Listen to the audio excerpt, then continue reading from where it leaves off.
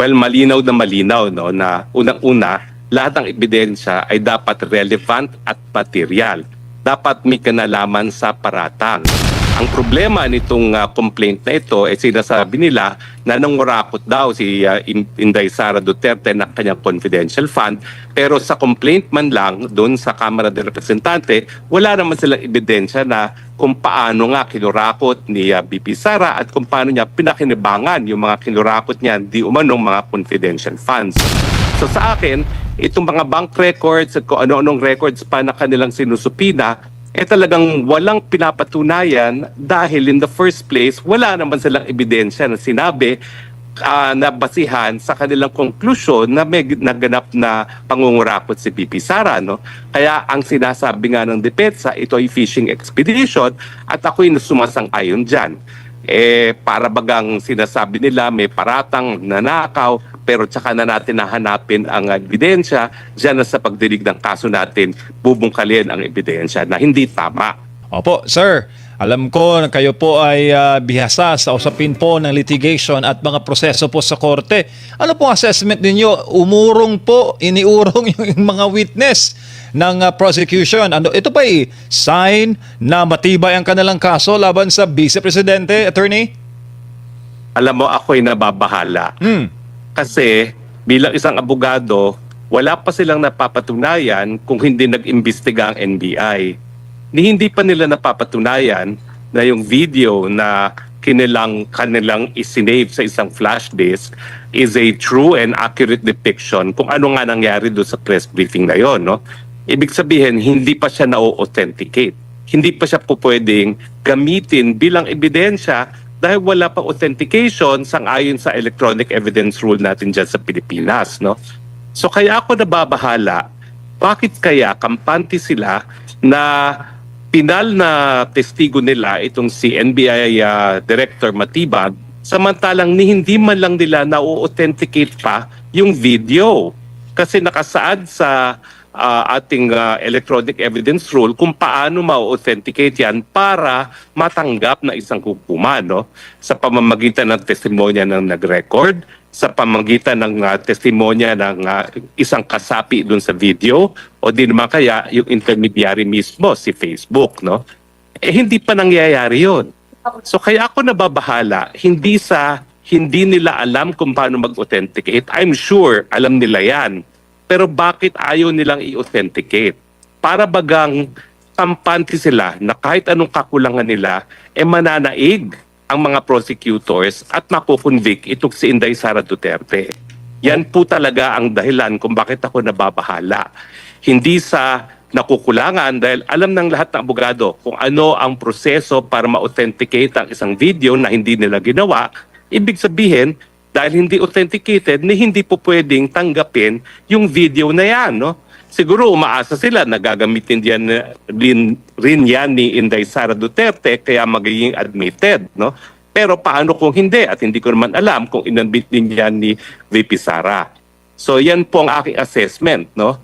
Imposible hindi nila alam kung paano i-authenticate ang video dahil hindi nila ginawa at sinabi nila na hindi nila gagawin.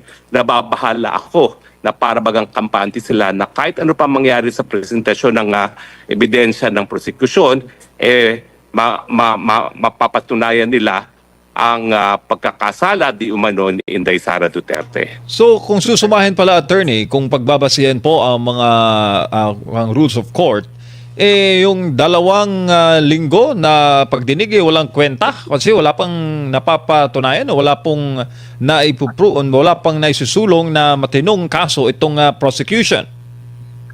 Tama po, ang napruebahan lang nila yung mga hakbang na ginawa ng mga investigador, no? Para imbestigahan nga itong di umanong krimen ng grave threats at saka incitement to sedition. Pero beyond that, wala pa silang napapatunayan. Hindi pa nga nila na-authenticate yung video. Siguro nakukonfuse ang taong bayan doon sa authentication na kung merong AI o authentication para matanggap ang isang dokumento sa isang hukuman. Hindi pa nila nagagawa yung authentication man lang para matanggap yung video into evidence Kaya nagtataka ako bakit titigil na nila yung presentation ng kanilang ebidensya. Pero sir, dun sa grave threats na Article 4, sabi po ng ibang mga abogado, marahil ito raw po ang inuna ng prosecution na i-brought up kasi nga meron silang video na may papakita to besmirch the reputation of the Vice President. Ang intent po ba sir sa korte ay easy lang po bang patunayan? Well, alam mo, yan yung merito, no? Pero ang punto ko nga, sa ngayon, hindi pa nila na-authenticate yung video, so hindi nila magagamit yung video bilang ebidensya. Yun na aking punto, kaya ako nababahala. Bakit kampante mga prosecution na, na mapapasok sa ebidensya yung video na yan na walang tamang authentication?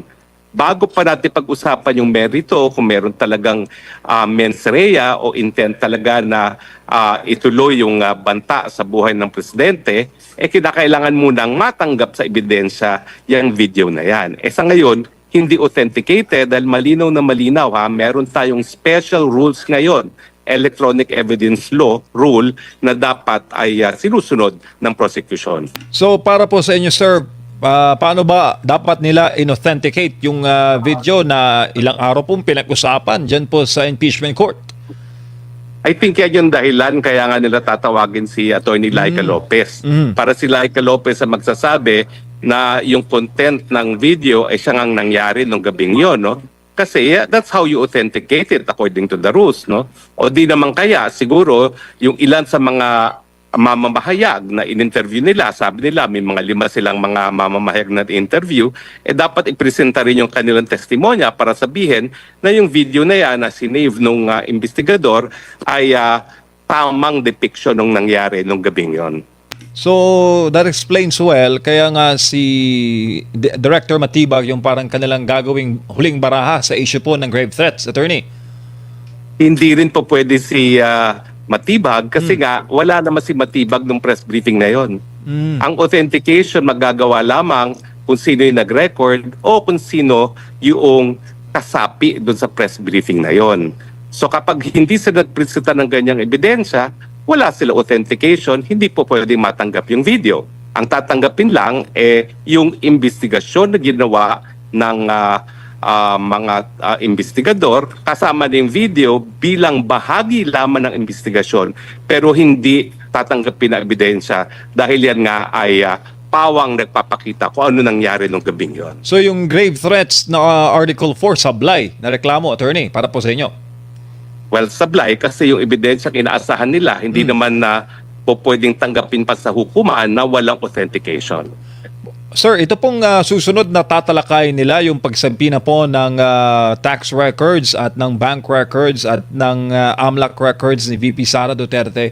Sa inyo po ba ito po yung magandang hakbang lalo po sa lahat ng mga Pilipino na nagbabangko rin po, no? Kagaya po ni VP, mayroon po mga bank accounts. Well, malinaw na malinaw, no, na unang-una lahat ng ebidensya ay dapat relevant at material. Dapat may kanalaman sa paratang. Ang problema nitong complaint na ito sinasabi nila na nangurakot daw si Inday Sara Duterte na kanyang confidential fund pero sa complaint man lang doon sa Kamara de Representante wala naman silang ebidensya na kung paano nga kinurakot ni BP Sara at kung paano niya pinakinibangan yung mga kinurakot niya di umanong mga confidential funds. So sa akin, itong mga bank records at kung ano-anong records pa na kanilang sinusupina, talagang walang pinapatunayan dahil in the first place, wala naman silang ebidensya na sinabi na basihan sa kanilang konklusyon na may naganap na pangungurakot si BP Sara. No? Kaya ang sinasabi nga ng depensa, ito ay fishing expedition at ako'y sumasang-ayon dyan. Para bagang sinasabi nila may paratang nanakaw pero tsaka na natin nahanapin ang ebidensya dyan na sa pagdinig ng kaso natin bubungkalin ang ebidensya na hindi tama dahil obligasyon ng prosecution na patunayan ng kanilang mga paratang. Sir, batay po sa iyong karanasan at karanasan po bilang abogado, kailan po ba maaaring buksan sa publiko yung tax records o financial records o bank records po ng isa pong Pilipino? Well, kinakailangan talaga i-differentiate natin. Ang bank records, kinakailangan talaga yan ng court order. Pero hindi po pwede yung hinihingi nila na lahat ng records for the past 20 years. Dahil that obviously means hindi nila alam kung ano yung magpapatunay sa kanilang mga paratang. Kung talagang sila may mga ebidensya, dapat alam na nila kung ano yung specific na mga dokumento na hihingin nila at dapat limitahan nila yung kanilang hinihinging dokumento dun sa mga ebidensyang yan. Meron kasi tayong karapatan sa Bill of Rights of the right of the people to be secure in their papers, no? At kung hahayaan na carte blanche o lahatan na lang nilang kukunin para maghanap pa lang na ebidensya, yan ay paglabag dun sa karapatan ng mga mamamayan to be secure in their papers, no? So yan ang unang-unang barrier para sa prosecution. Anong relevance? Dahil kung kukunin mo yung records ng 20 years, obviously hindi mo alam kung ano doon ang relevant. At dahil hindi mo alam kung anong relevant, dapat galangin yung karapatan ng mamamayan to privacy at saka yung constitutional right to be secure in their papers, no? Now, pagdating naman dun sa mga tax records, malinaw na malinaw yan, no? At aminado naman ang prosekusyon.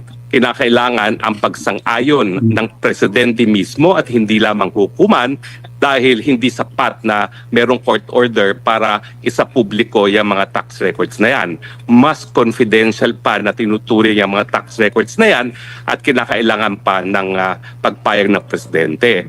Ang rational, no, o dahilan kung bakit ganyan ka-confidential ang tax records para maingganyo ang mga taxpayers na magbayad ng tamang buwis. Dahil kapag naman nalalaman nila na po pwede pa lang isiwalat ng napakadaling paraan ang kanilang mga buwis na binabayad at matatakot, lalong-lalo na siguro yung mga mayayaman, yung mga Chinong mga mayayaman na magbayad ng tamang buwis. So, kaya ganun katindi yung confidentiality ng tax records. No? Dahil kapag hindi kumpiyansa ang taong bayan na hindi yan pwedeng mabuksan ng kahit sino lamang, talagang wala na magbabayad ng tamang buwis. Paano naman, sir, kung pabubuksan mismo ng may pagpayag ang Pangulo ng Pilipinas sa pabuksan po yung tax records, paano po natin ibabanggayan sa separation of powers po ng Senado, ng Executive at ng Legislative? Well, una-una, no, wala tayong magagawa dahil yan ang sabi ng batas. Hindi po pwede isa publiko na walang pagpayag ng presidente mismo. Pangalawa, syempre, yung pagpayag ng presidente, miski payagan ng presidente yan, dapat may karapatan pa rin si Inday Sara na malaman ano ba talaga yung hinahanap ninyo. Kasi sa ngayon, ang hinihingi nila 20 years pa rin, no? Na wala namang basihan dyan dahil wag natin kakalimutan, ay siya ay pinapatanggal sa pwesto ng Vice President lamang, no? So ang relevant lang talaga na period ay mga panahon na siya ay Vice President. Ang teorya niya nila siguro is nangurakot si Inday Sara dahil kinurakot niya mga confidential funds niya, so dineposito niya yan sa bangko at nagbayad ng buwis, no? Pero sa aking tingin, lalong-lalo na yung mga tax records, wala naman siguro magnanakaw na magbabayad ng buwis doon sa halagang ninakaw niya, no? So talagang sa akin, malabo na magiging material at relevant yung mga tax records na yan.